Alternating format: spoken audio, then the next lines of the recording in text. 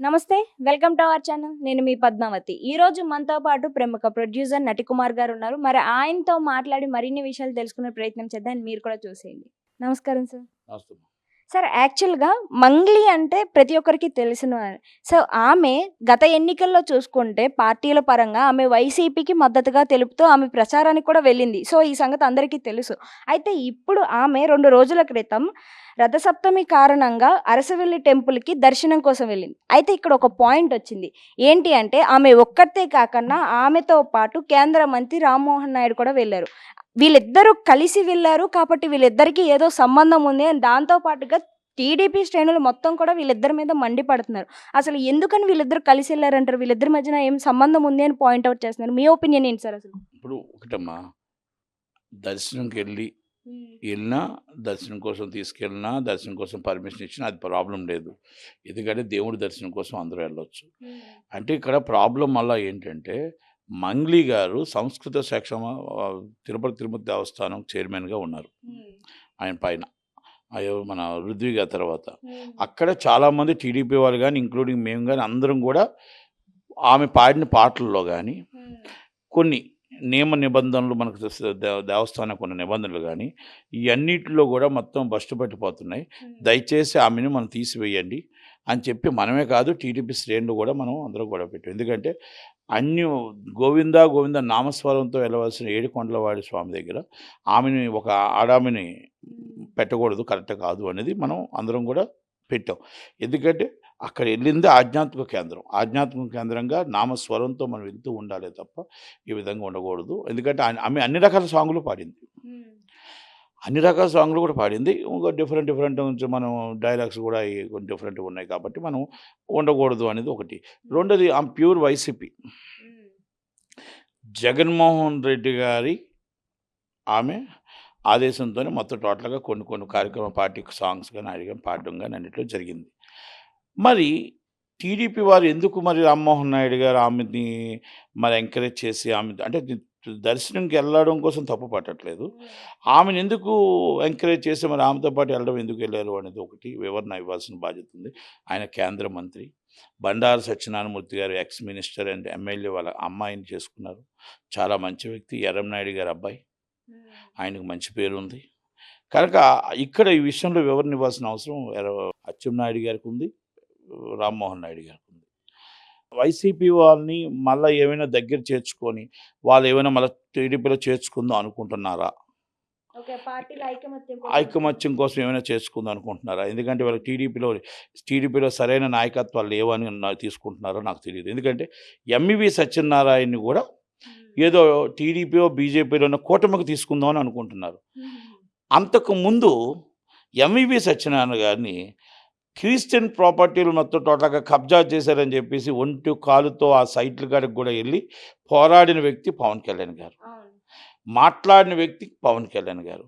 ఇప్పుడు ఇక్కడ వచ్చిన వినికిడి బయట అంటే ఏమిటంటే బయట మాటలు ఏంటంటే ఎంఈవి సత్యనారాయణ గారి ప్రాపర్టీస్ అన్నింటికి క్లియరెన్స్ ఇస్తున్నారు, మళ్ళా ఆయన్ని చేర్చుకునే అవకాశాలు మిన్నుగా కూటమిలో ఉన్నది అని ఒకటి. ఆదిమూలపు సురేష్ గారు మినిస్టర్గా ఉన్నప్పుడు ఒంటి కాలు మీద టీడీపీ కూటమి మీద లెగిసిన వ్యక్తి.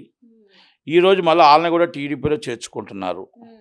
అంటే ఆ ఏ ఏరియాలో వాళ్ళకి నాయకత్వంగా తక్కువ ఉందో టీడీపీ వాళ్ళకి కార్యకర్తలు లేరు అనుకుంటున్నారా? లేకపోతే అక్కడ నాయకత్వం చేసిన వాళ్ళు లేరు అనుకుంటున్నారా? లేకపోతే వైసీపీ నుంచి వాళ్ళందరినీ తీసుకుంటే పార్టీ నిలబడద్దు అనుకుంటున్నారా? మరి గత పాలకులు మీరు మాట్లాడిన మాటలని వెనక్కి తీసుకోండి. మీరు మాట్లాడిన మాటలన్నీ ఆయన సత్య హరిశ్చంద్రుడు, చాలా మంచివాడు, సోమ్యుడు అని కూటమి సభ్యులు పవన్ కళ్యాణ్ గారు కూడా వెనక్కి తీసుకోవాల్సిన బాధ్యత ఉంటుంది. ఎందుకంటే మీరు మాట్లాడే మాటకి మనం చేసే గవర్నమెంట్ రన్ చేయడానికి మీకు ఉన్న మెజారిటీకి వాళ్ళ అవసరం లేదు. కానీ మీరు వాళ్ళ మీద ఎందుకు ఒంటికాల మీద అప్పుడు వెళ్ళారు? ఇప్పుడు మీరు ఎందుకు వెళ్ళలేకపోతున్నారు? ఆ రోజు క్రిస్టియన్ ల్యాండ్ అయ్యింది, ఈరోజు ఎంఈవి గారి సొంత ల్యాండ్ అయ్యిందా అని అడుగుతున్నాం పవన్ కళ్యాణ్ గారిని. మంగ్లీ గారు ఆ రోజు మనకి మొత్తం టోటల్గా ఆధ్యాత్మిక కేంద్రంలో ఉండకూడదు, ఆమె ఇలా మాట్లాడుతుంది, అలా మాట్లాడింది, అలా పాటలు పాడింది అనే వ్యక్తి ఈరోజు మీరు రామ్మోహన్ నాయుడు గారు టీడీపీ వాళ్ళు కానీ సమాధానం చెప్పాల్సిన బాధ్యత ఉంది.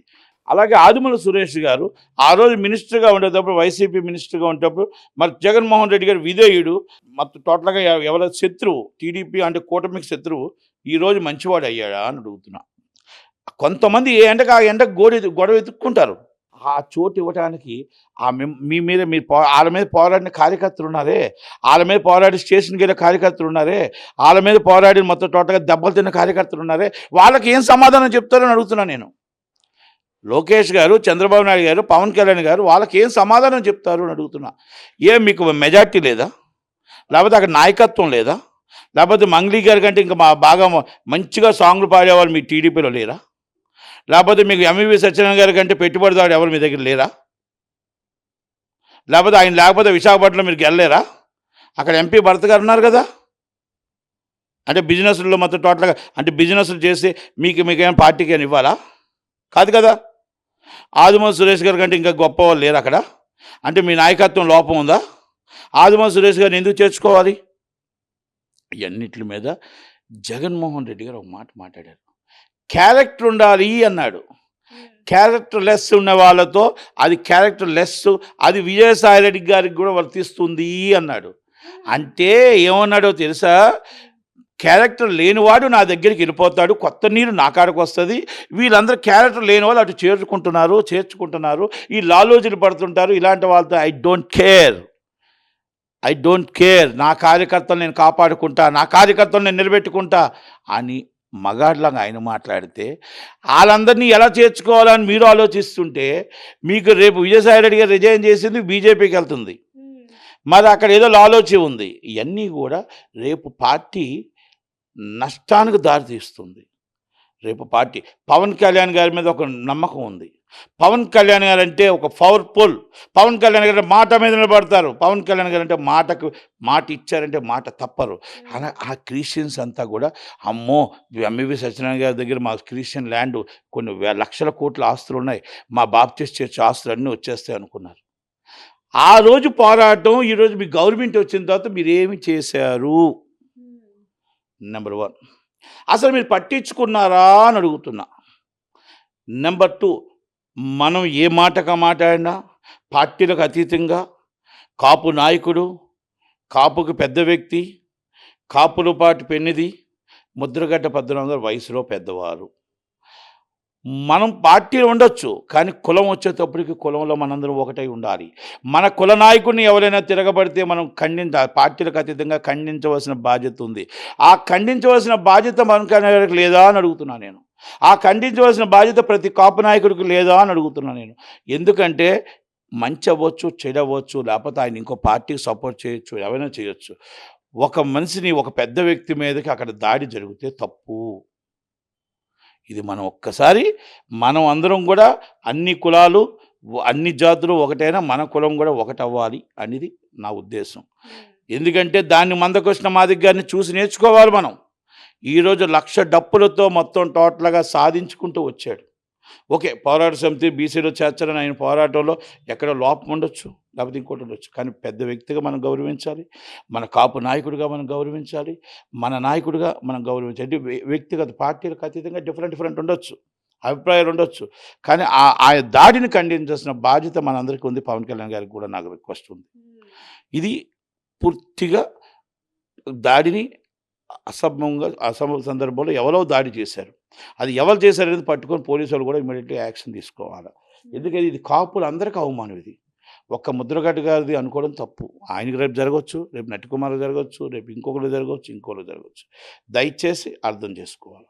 ఓకే, అలాగే నేను ఇంకోటి ఏం చెప్తున్నానంటే, మొత్తం టీడీపీ వాళ్ళు రేపు జరగబోయే మొత్తం టోటల్గా ఏం డెవలపింగ్ జరగాలో చూడాలి తప్ప ఎవరిని జాయిన్ చేసుకుందాం అంటానికి మీకు 164 సీట్లు ఇవ్వలే, ఎవరితో మాట్లాడి అవతలను తీసుకెళ్ళి లోనేద్దామని చెప్పేసి మీకు 164 సీట్లు ఇవ్వలే. అభివృద్ధి ఎలా చెందాలి, డెవలప్ ఎలా వెళ్ళాలి, రేపు ఏ విధంగా చెయ్యాలి, ఏ విధంగా మనం మాట్లాడాలి, ఏ విధంగా పోరాడాలి, ఏ విధంగా టూరిజం డెవలప్ చేయాలి అనే విషయంలో చేయాలి. టూరిజం డెవలప్ చేయాలంటే పాడే రోడ్డు ఏది? టూరిజం డెవలప్ అవ్వాలంటే మొత్తం టోటల్గా వెళ్ళిన బండి రిటర్న్ మధ్యలో ఆగిపోద్ది, అన్ని గుంతలు ఉన్నాయి. అక్కడ వడ్డాది బిజ్జీ పడిపోయింది. పాడేరు టూరిజం కోసం మనం ఏం మాట్లాడతాం? లంబసింగ్ కోసం ఏం మాట్లాడతాం, అరకు కోసం మనమేం మాట్లాడతాం, సీలేరు కోసం మనమేం మాట్లాడతాం, చింతపల్లి కోసం మనమేం మాట్లాడతాం. అది రోడ్లు దయచేసి రోడ్లు బాగు చేయండి, టూరిజం డెవలప్ చేయండి, అక్కడ ఎంప్లాయ్మెంట్ రావాలి. మీరు షూటింగ్లకు రమ్మని అడిగారు, మాటగా అడుగుతున్నారు తప్ప ఛాంబర్ మీటింగ్ పెట్టలేదు, ఎఫ్డీసీ చైర్మన్ కూడా ప్రొవైడ్ చేయలేదు. దయచేసి ఇవన్నీ కూడా ఎంప్లాయ్మెంట్ రావాలి, మన ఆంధ్రప్రదేశ్ బాగుండాలి, మన ఆంధ్రప్రదేశ్ నిలబడాలి. మనకి వాళ్ళు ఆ రోజు మన ఇంటికి తీసుకొచ్చి ఒక అక్కల, ఒక అమ్మల, ఒక తండ్రిల అందరికీ కూడా వాళ్ళు వచ్చి వాలంటీర్స్ డబ్బులు ఇచ్చారు. ఈరోజు మొత్తం సచివాలయంగా 4 సార్లు తిరుగుతూనే కానీ, మా దగ్గరికి వెళ్తేనే కానీ ఏ కాగితాలు అవ్వట్లేదని మొరపెట్టుకుంటున్నారు. ఇది నా మాట కాదు, ప్రజల మాట. దయచేసి ప్రజల దగ్గర ఎమ్మెల్యే దొరకట్లేదు, అక్కడ ఉన్న ఎమ్మెల్యే పిఏ దొరకట్లేదు, మినిస్టర్లు దొరకట్లేదు, వాళ్ళ నియోజకవర్గాల్లో అందుబాటులో లేరు. వాళ్ళ కష్టాలను ఎవరు తీరుస్తారు? ఎంఆర్ఓ దొరకట్లేదు, గ్రామ సభలో వెళ్ళిపోతున్నాడు. అక్కడ ఉన్న ఆర్ఐ దొరకట్లేదు, అక్కడ ఉన్న పంచాయతీ ఈవో దొరకట్లేదు. చెత్తలు చూస్తే ఎక్కడ పడితే అక్కడ రోడ్డు మీద చెత్త ఉంటున్నాయి. ఇవన్నిటికి దాన్ని మనం ఎలా మానిటర్ చేయాలి? జాయింట్ కలెక్టర్ గారు టైం దొరకదు, కలెక్టర్ గారు టైం దొరకదు, ఎవరు ఫోన్ ఎత్తరు, ఆర్డీఓ గారు ఫోన్ దొరకదు. రాష్ట్రం ఏమవుతుంది? రాష్ట్రం ఎవరి మాట వింటుంది, ఎవరితో ఉంటుంది? ఒక MLA boss, MLA chief minister, ఏ నియోజకవర్గం ఆ నియోజకవర్గం ఎమ్మెల్యే చీఫ్ మినిస్టర్ లాగా ఉంది. పోలీసు వాళ్ళు చూస్తే పోలీసు వాళ్ళు ఫోన్లు ఎత్తరు.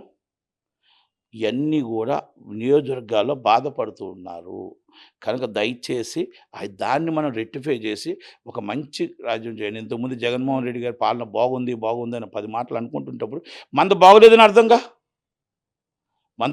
అర్థంగా, అందుకనే దయచేసి దాన్ని రెక్టిఫై చేసి దాన్ని రిమైండర్ చేయండి. ఒక్కసారి ఎమ్మెల్యేలు అందరూ తప్పు జరుగుతున్నాయి. మనం ఒక్క షాపు, వైన్ షాపుకి మొత్తం టోటల్గా ఏర్లైపోయారు. బెల్ట్ షాపులు ఎక్కడ చూసినా మందు ఫ్రీ అన్నట్టు దొరుకుతున్నాయి.